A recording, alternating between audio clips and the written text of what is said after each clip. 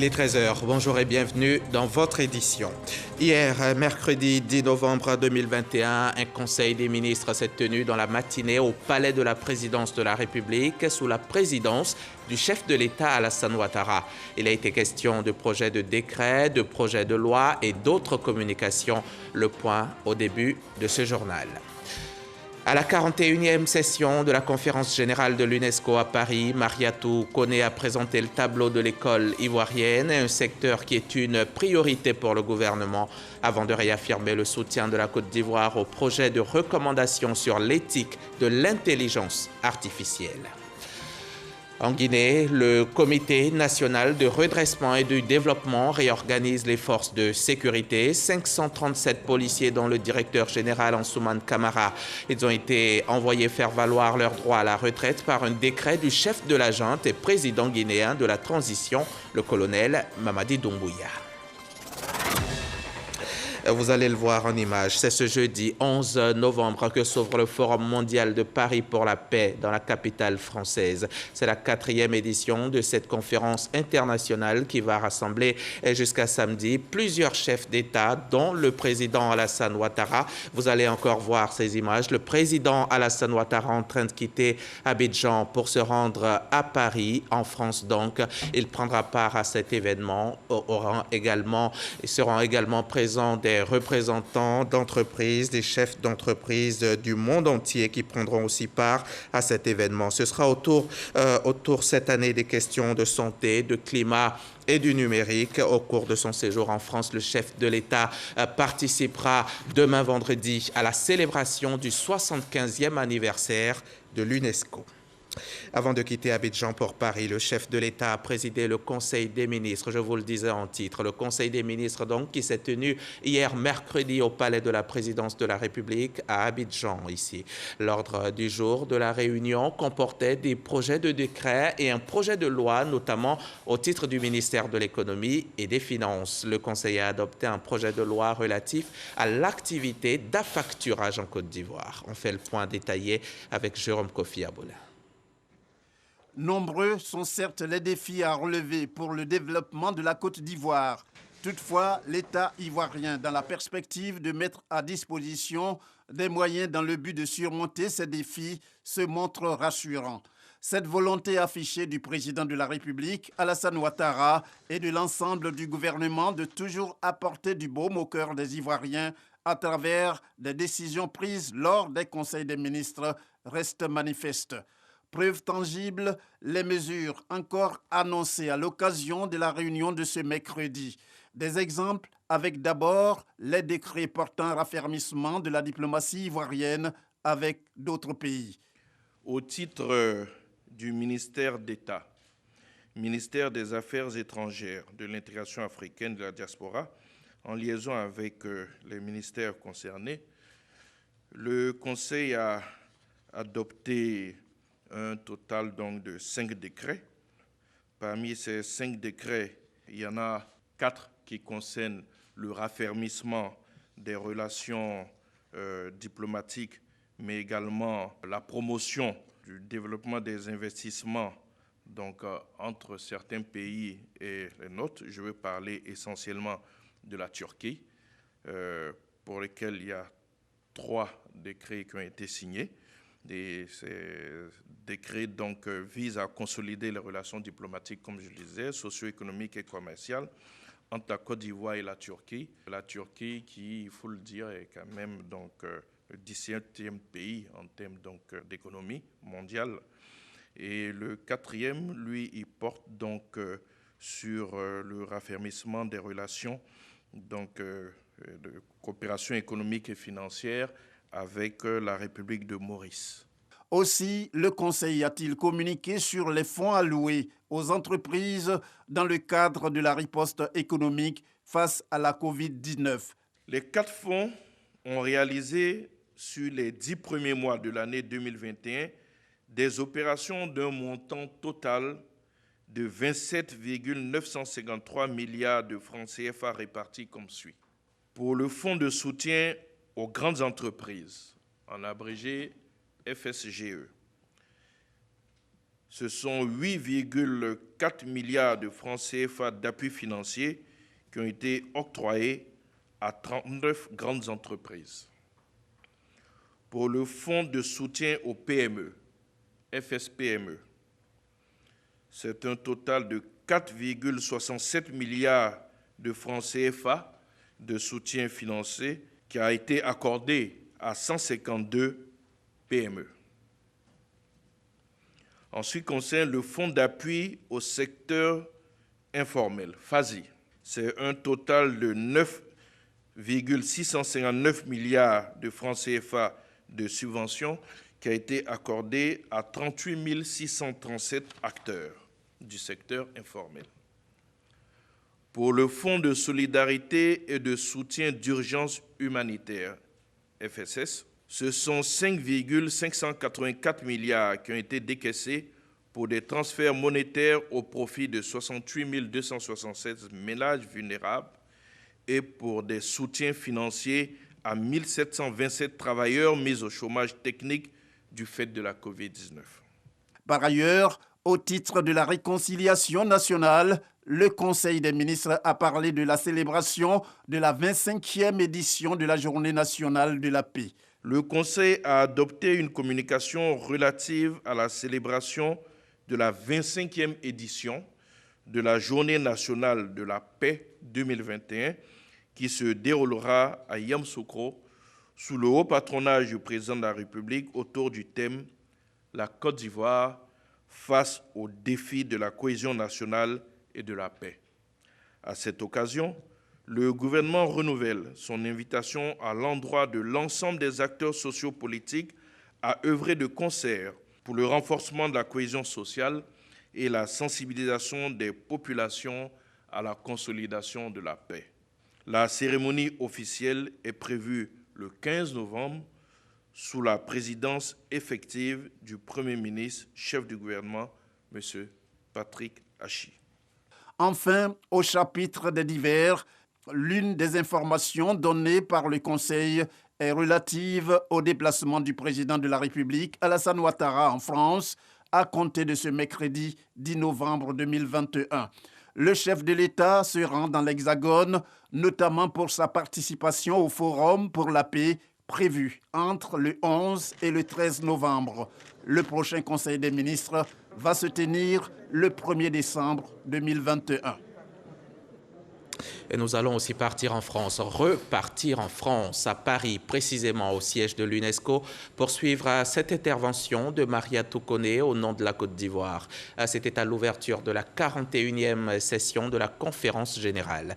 La ministre de l'Éducation nationale a dépeint les réalités de l'école ivoirienne avant de présenter le programme gouvernemental pour une école plus performante. Le compte-rendu de Walter Amadou Ouattara, notre envoyé spécial à Paris. La Côte d'Ivoire sur le podium de haut niveau à la 41e session de la conférence générale de l'UNESCO. Le pays, représenté pour l'occasion par la ministre de l'Éducation nationale et de l'alphabétisation, a exprimé la gratitude du gouvernement à l'UNESCO pour la bonne collaboration. Je voudrais, au nom du président de la République de Côte d'Ivoire, Son Excellence M. Alassane Ouattara, saluer l'œuvre humaniste qu'a accomplie l'UNESCO depuis 1946. Je voudrais, en ce moment précis, réitérer la gratitude de la Côte d'Ivoire pour la contribution de l'UNESCO à la promotion de l'éducation, de la culture et de la paix dans notre pays.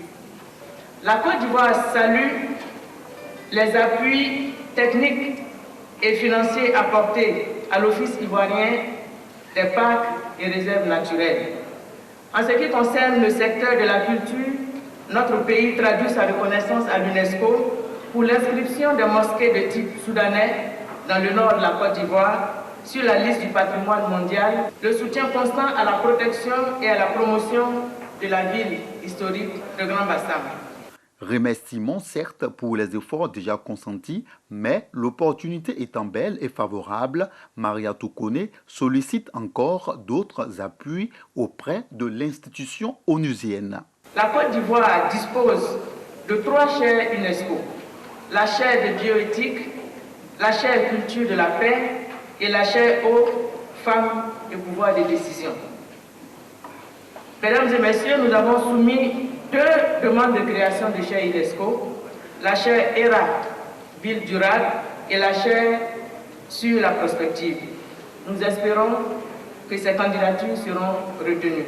En attendant le discours officiel du président de la République, Alassane Ouattara, à cette même tribune, relativement à la célébration des 75 ans de l'Organisation des Nations Unies pour l'éducation, la science et la culture, Mariatou Koné a salué la désignation de l'ONG ivoirienne GEATIC, lauréate du prix Confucius UNESCO pour l'alphabétisation numérique 2021. Et la ministre l'a dit à la tribune, en Côte d'Ivoire, l'école se porte de mieux en mieux. Les efforts de l'État sont soutenus par des individualités pour le grand bonheur des apprenants. À Rubino, par exemple, dans l'Agnébi Tiassa, Abrahaman Sissoko, à titre personnel, a fait don de plusieurs kits scolaires et sanitaires à l'école primaire publique de la commune. Abrahaman Sissoko est conseiller au secrétariat d'État chargé des affaires maritimes. Godefroy Okambawa était présent lors de la cérémonie du don. L'inspection primaire publique de Rubino reçoit un don de kits scolaires et sanitaires composé de plusieurs cartons de cache-nez et de bouteilles d'eau minérale. Un don d'Abrahaman Sissoko, conseiller spécial du secrétaire d'État chargé des affaires maritimes, par ailleurs cadre de la sous-préfecture de Rubino. Le président de la République s'est fait fort de développer le secteur éducatif. Donc c'est dans cet esprit-là que moi, en tant que cadre de l'administration, j'ai souhaité l'accompagner. Et il fallait commencer par ma région, qui est l'Agnébi Tiassa, précisément Rubino. Ces kits sont destinés aux enseignants, aux élèves et aux parents d'élèves, et à la notabilité. Cette action est la bienvenue.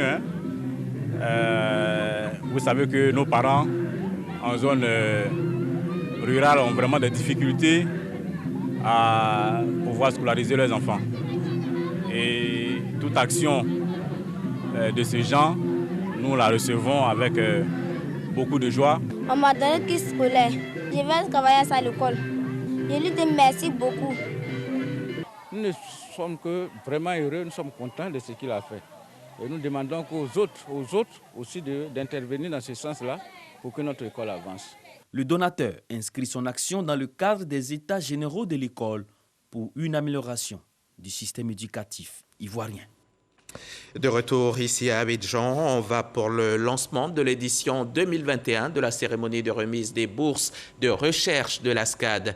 L'ASCAD, l'Académie des sciences, des arts, des cultures d'Afrique et des diasporas africaines. Pour cette 9e édition, 10 dossiers seront retenus par le comité d'attribution de la bourse. Les précisions de Franck Quadio.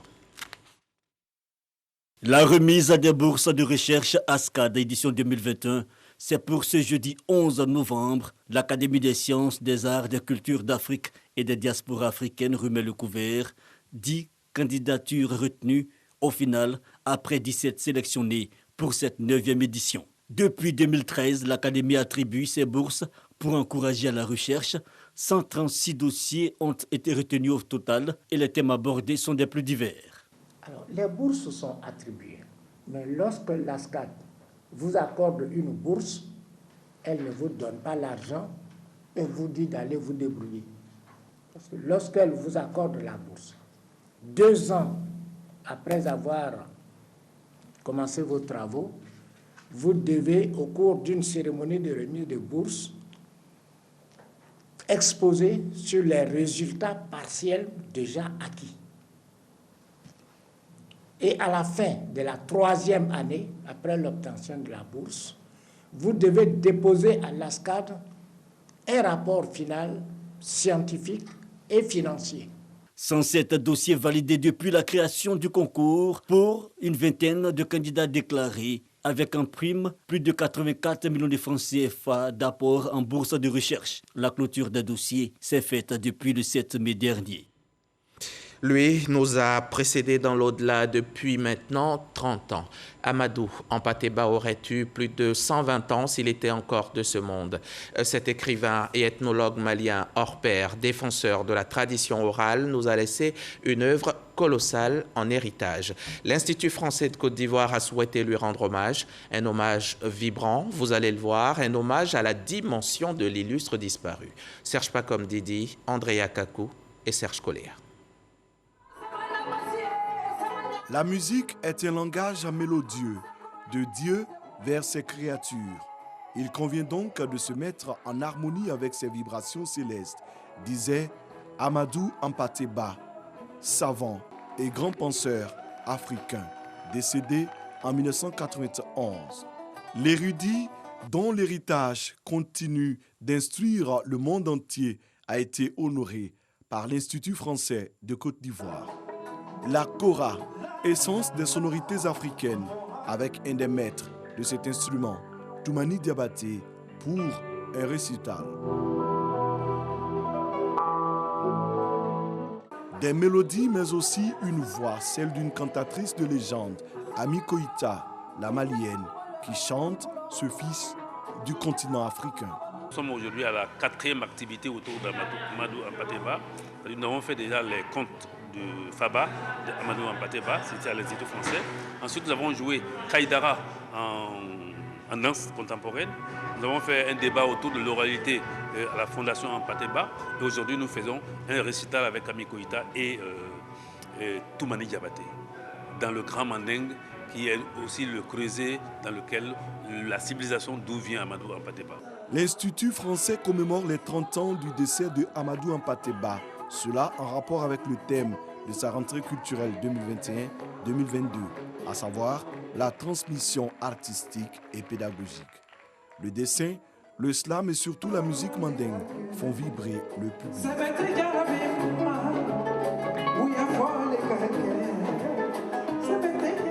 Il nous a été donné de vivre une très très belle messe qui revivifie l'œuvre d'Hampâté-Bâ, démontrant ainsi qu'il n'est pas mort. La bibliothèque n'a pas brûlé.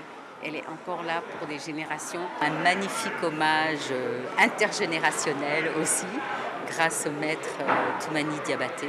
Et puis dire que cet hommage à Amadou Hampâté-Bâ, il ne doit pas s'arrêter ici. Il faut continuer à étudier son œuvre. Après Amadou Hampâté-Bâ, l'Institut français de Côte d'Ivoire va célébrer une autre icône des arts et de la culture en Afrique. Bernard Belindadié, le père de la littérature ivoirienne. Je vous l'avais promis, c'était un magnifique hommage. C'est lundi dernier, 8 novembre, que la Côte d'Ivoire a démarré son 5e RGPH, le recensement général de la population et de l'habitat. Plus de 37 000 agents seront sur le terrain pendant 21 jours. À Ferkessédougou, dans le Tchologo, au nord de la Côte d'Ivoire, l'opération se déroule bien après que le coordonnateur général du recensement a donné le temps. Le témoignage de Jeanne Toubé. Ferkessédougou, quartier douane. Un agent recenseur est reçu au domicile du chef de quartier. C'est le coordonnateur général du département de Ferkessédougou lui-même qui mène l'opération. Une opération en valeur de lancement du RGPH 2021 dans cette partie du nord de la Côte d'Ivoire.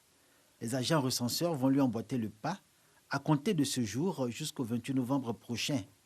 Pour ce premier jour, l'accent est mis sur l'immatriculation des logements et des familles.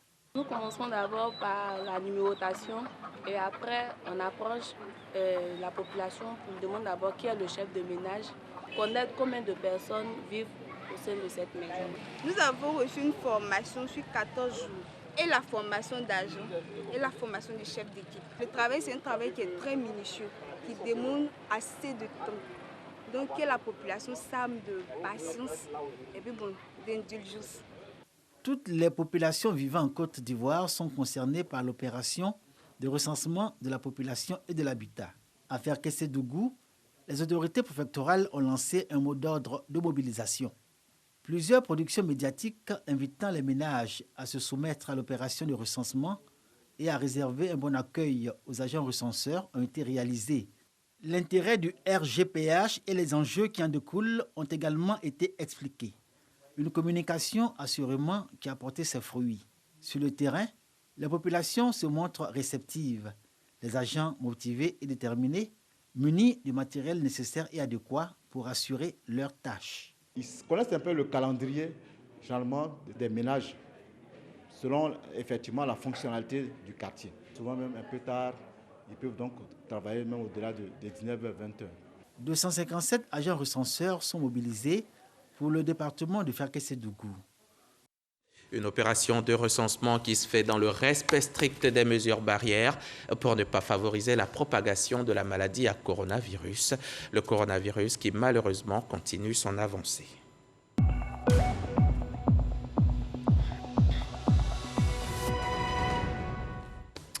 700 morts. La Côte d'Ivoire a atteint la barre des 700 morts de Covid-19. Les cas de contamination, eux aussi, augmentent.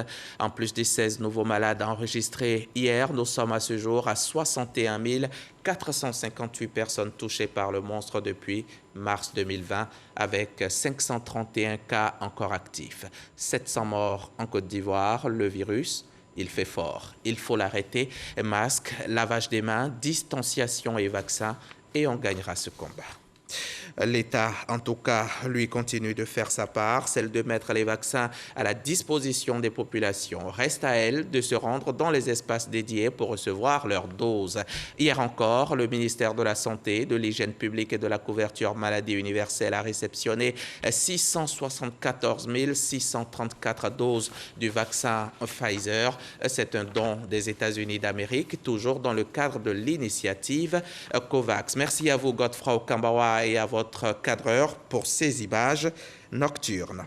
Venons-en maintenant à cette table ronde qui a eu lieu cette semaine sous le thème « La propriété intellectuelle au service de votre entreprise. Comment acquérir et défendre vos droits ». La rencontre a abouti à une signature de partenariat entre le patronat ivoirien et deux autres associations d'entreprises, notamment l'Union des grandes entreprises industrielles de Côte d'Ivoire et l'Union des fabricants pour la protection internationale de la propriété intellectuelle. Un accord pour tenter de lutter efficacement contre la contrefaçon. L'UNIFAB, nouveau partenaire des entreprises ivoiriennes dans la lutte contre la contrefaçon. Pour formaliser ce partenariat, un accord est conclu entre l'Union des grandes entreprises de Côte d'Ivoire et les experts de l'Union des fabricants pour la protection internationale de la propriété intellectuelle. 3,3% des échanges mondiaux et 6,8% des importations seraient des contrefaçons selon un rapport de l'OCDE. Ce partenariat offre alors de nouveaux services aux entreprises ivoiriennes en termes d'expertise dans la protection de la propriété intellectuelle. Les avantages tirés de ce partenariat, ce sera d'avoir un dispositif supplémentaire en Côte d'Ivoire pour être encore plus efficace dans la lutte contre la contrefaçon, pour améliorer leur efficacité et également commencer à soutenir davantage nos PME. Ce partenariat va mettre en relation des personnes de manière à pouvoir mieux lutter contre la contrefaçon. Tous les acteurs impliqués dans la lutte contre la contrefaçon seront formés et recevront un appui institutionnel de l'État et des organismes comme l'OAPI. La contrefaçon devra baisser en Côte d'Ivoire après cette union. On aura des moyens supplémentaires plus forts. L'État est vraiment engagé et l'État, avec le groupe de travail qui est mis en place, va dérouler son plan d'action. La signature de cette convention va venir en rajouter. L'Union des fabricants pour la protection internationale de la propriété intellectuelle regroupe 200 entreprises de tous secteurs et intervient dans le monde entier à travers ses bureaux basés au Japon et en Chine. C'était un reportage d'Espérance Djakale, Fernand Conan et Jean-Marc Djadji. De son côté, le ministère de l'économie numérique, de la télécommunication et de l'innovation veut promouvoir les technologies numériques comme moteur de la transformation structurelle de l'économie nationale pour au final faire de la Côte d'Ivoire un pays majeur en termes d'innovation. C'est cela l'objectif de ces assises. C'est dans ce cadre donc que les départements ont initié depuis hier un atelier de validation des documents de la nouvelle stratégie. Le reportage de Marie-Ange Kouakou est commenté par Cheikh Koné Aboubakar. Développer les compétences numériques par la formation du capital humain, accroître la contribution des services financiers numériques des populations au développement du commerce électronique font partie des 7 piliers que s'est assigné le ministère de l'économie numérique, des télécommunications et de l'innovation. L'économie numérique a pris beaucoup d'ampleur au niveau de la Côte d'Ivoire. Nous avons beaucoup de satisfaction, notamment en ce qui concerne le développement de la téléphonie mobile, le développement également de tout le réseau mobile. Les populations ont eu le temps et la possibilité de s'approprier les outils numériques. Ce que nous faisons maintenant, c'est d'aller à une vitesse accélérée pour que nous puissions vraiment réaliser tout le potentiel de la Côte d'Ivoire en matière de développement numérique. Au cours d'un atelier, les acteurs du secteur privé et public, société civile, se concertent sur l'élaboration de nouvelles stratégies numériques et cybersécurité. Ces stratégies élaborées doivent permettre une coordination efficace de l'action publique dans tous les secteurs du développement du numérique. C'était des stratégies que l'ensemble des acteurs de l'écosystème attendaient pour se structurer, pour s'organiser, pour agir de façon à ce que la transformation digitale de l'économie ivoirienne soit une réalité. Plusieurs pays ont mis en place des stratégies nationales de développement de l'économie numérique. Il était important que la Côte d'Ivoire se dote de sa propre stratégie et c'est ce que nous venons faire. L'économie mondiale est en train d'être modélée par une transformation numérique rapide qui change les fondamentaux des activités socio-économiques. C'était un reportage donc de Marie-Ange Kouakour, un reportage commenté par Cheikh Koné Aboubakar. On reste toujours en économie et on parle de veille stratégique. Les acteurs techniques de ce secteur ont été formés. Mahma Traoré. Les techniques et outils de recherche, la collecte et la méthode d'analyse des données, les outils de diffusion et de capitalisation de l'information, la sécurité de l'information et la gestion des risques. Voilà autant de notions inculquées aux participants afin de mieux comprendre les nouveaux enjeux et défis de la veille stratégique. Pour ce séminaire, nous attendons qu'à la fin, nous puissions nous approprier les outils d'analyse et aider à la décision. C'est le futur qui est la clé d'explication du présent. C'est demain, lorsque nous serons morts, qu'on va voir si nous avons raison ou bien tort. Mais pour que ceux qui viennent après nous n'aient pas de problèmes, il faut quand même qu'on anticipe.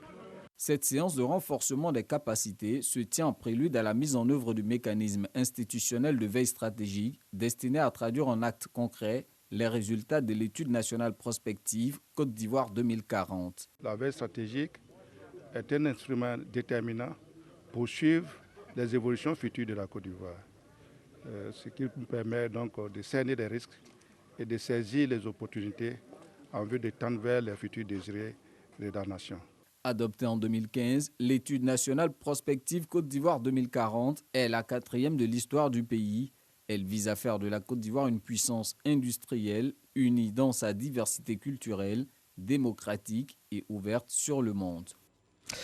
Elle était la nounou d'un bébé à Niama, au nord d'Abidjan. Elle était chargée d'en assurer la sécurité en toutes circonstances, prodiguer des soins d'hygiène et d'aide à l'habillage, préparer et aider l'enfant à la prise de son repas, par exemple. Elle bénéficiait donc de la confiance absolue de ses employeurs, comme beaucoup d'entre vous d'ailleurs. Cependant, elle nourrissait un dessein caché, celui de kidnapper le bébé dont elle avait la charge, aidée dans ce projet par un complice. La police criminelle vient de les interpeller à Yamoussoukro. Elle travaillait pour un couple à Anyama. Elle a profité de l'absence de ses employeurs pour s'emparer de leur bébé âgé de 5 mois, dont elle avait la surveillance pour disparaître. Contactée téléphoniquement par le couple, la présumée ravisseuse fait savoir qu'elle a été enlevée avec le bébé par des inconnus circulant à bord d'un véhicule de couleur noire aux vitres teintées qui les ont séquestrés dans une forêt. C'était le jeudi 28 octobre dernier. Saisie d'une plainte, la direction de la police criminelle diligente aussitôt une enquête. La coordination de ces équipes basées à Bouaké et à Yamoussoukro permet d'interpeller la nounou et son présumé complice à Yamoussoukro le vendredi 29 octobre. Interrogée, elle passe aux aveux. Elle a avoué avoir agi dans le but de présenter l'enfant à son copain, à qui elle a fait croire qu'elle était enceinte. Je regrette d'avoir fait ça. Le nourrisson, qui a été retrouvé en bon état de santé, a été remis à sa mère. Quant aux présumés ravisseurs, ils seront tout simplement conduits devant le parquet. C'était un reportage d'Abou Sanogo, notre spécialiste maison des questions militaires et policières. Je vous emmène à présent dans le Lodjibois. Dans cette région de Côte d'Ivoire, les travailleurs indépendants se disent heureux. Ils expriment leur satisfaction d'être désormais pris en compte dans un régime social spécifique mis en place par la CNPS, la Caisse nationale de prévoyance sociale. Eux aussi pourront bénéficier d'une pension dès leur retraite. Les explications de Godefroy Okambawa. Ils sont ferronniers, coiffeurs, vendeuses d'alocos, calligraphes et même pasteurs. Ils sont des travailleurs indépendants exerçant dans la région du Lodjibois. Ils ont manifesté leur enthousiasme au terme d'une séance d'information et de sensibilisation initiée par la direction de la CNPS. Il s'agit d'un régime spécifique qui prend en compte ces travailleurs indépendants. À la suite de cette rencontre, nous aurons donné les informations à tous les pasteurs de la région. La rencontre avec la CNPS ce jour a été une rencontre remplie de communication sur les travailleurs indépendants. Ça nous sied parce qu'aujourd'hui, ça permet aux commerçants aussi d'avoir de la valeur. Nous ne savons pas ce qui demain nous réserve. Alors qu'avec ça, on te dit, il y a un abri pour toi. Pourquoi se mettre à l'écart? Si la CNPS, pendant mes cotisations que j'ai effectuées là-bas, peut me reverser en contrepartie, en tout cas, ça sera très bon. Le chef de la délégation de la CNPS, Bamba Ahmed, en charge du régime social des travailleurs indépendants, a expliqué que le travailleur qui se fait enrôler doit verser à la CNPS des cotisations journalières, mensuelles ou même trimestrielles convenues avec la CNPS en fonction de ses revenus. Il pourra bénéficier d'une pension à sa retraite. La vendeuse d'attiqué n'a même pas besoin d'attendre à la fin du mois pour venir payer des cotisations. Elle peut payer même moins de 200 francs journalièrement. Comme elle peut payer des cotisations sur le mois, comme elle peut payer sur l'année. Cette vendeuse d'attiqué n'a pas à s'inquiéter quand elle aura ses 60 ans. Quand elle ne pourra plus travailler, elle aura une prestation de retraite. Une campagne de proximité dans les sous-préfectures et villages est annoncée dans les prochaines semaines auprès des populations avec le soutien du corps préfectoral. Et l'actualité internationale nous conduit en Guinée, la Guinée voisine, où le CNRD vient de réorganiser les forces de sécurité.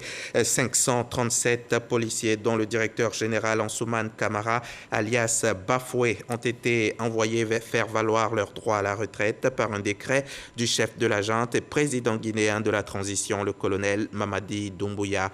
Il y a quelques semaines déjà, 1 millier de soldats et 44 généraux de l'armée avaient également été mis à la retraite. On va s'arrêter là pour aujourd'hui. Merci de nous avoir suivis. Je reviens donc chez vous demain à 13h.